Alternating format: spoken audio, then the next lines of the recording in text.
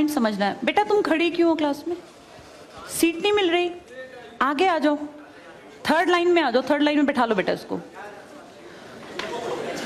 फिर तेरी बहन को जब कोई कहेगा यहाँ आके बैठ जा, फिर अच्छा लगेगा?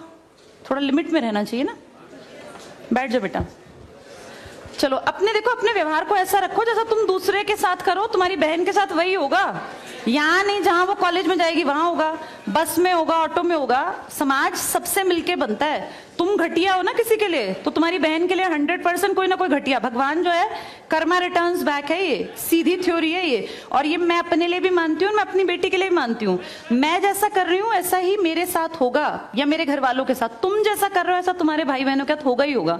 हम किसी भी बेटी के साथ गलत करेंगे ना, तो अपने आप को इसके लिए तैयार रखना कि मेरी बहन भी पढ़ने निकलेगी। आज छोटी है तो कल निकलेगी। चाचा की बेटी, मामा की बेटी, ऐसा नहीं कोई घर में रिश्ते ही ना हो, माँ भी तो होगी।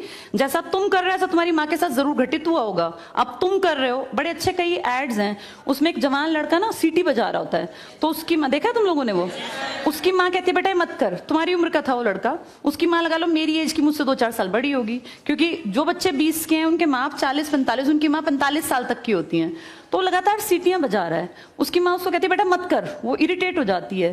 तो वो फील करता है कि मेरी माँ ऐसा क्यों, मतलब क्यों चिढ़ रही है सीटी बजाने से, घर में बैठ के बजा रहा था सीटी।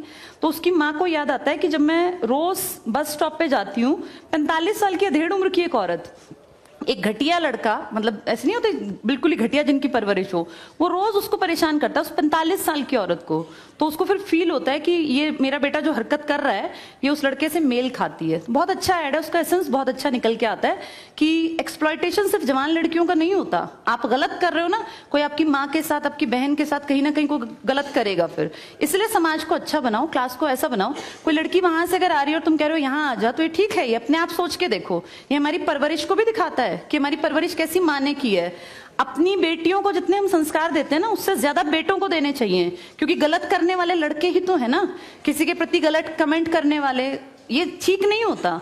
इतने काबिल बनो कि कोई तुम्हारे साथ बैठना चाहे। तुम्हें ये कहना पड़ रहा है कि यहाँ के बैठ जाओ, तुम कोई वो छिछोरे 70-80 के दशक के लड़के थोड़ी ना हो, पढ़े लिखे 21वीं-22वीं सदी के लड़के बैठे हो, तुम कोई बच्चे नहीं हो। अब अपने व्यवहार को इतना अच्छा बनाओ, क्योंकि जब गलत बात बोलो ना तो ये सोच के बोलना कि मेरे घर में जो औरत है ना उसको ये सहना पड़ रहा है कहीं ना कहीं।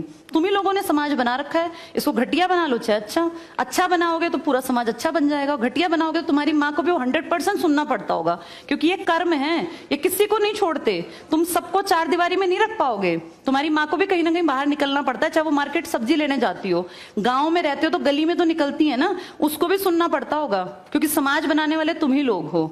तो ये ध्यान रखो सबको कि भाई किसी को हमारे किसी भी कमेंट से बुरा ना लगे, और इनको अलग मत समझो। जैसी तुम्हारी बहनें ऐसी ही ये हैं। पसंद आना कोई अलग बात होती है, पर व्यवहार अच्छा रखना चाहिए। तुम्हारी परवरिश अच्छी माने की है, कम से कम ये दिखा के चलना। चलो ये टॉपिक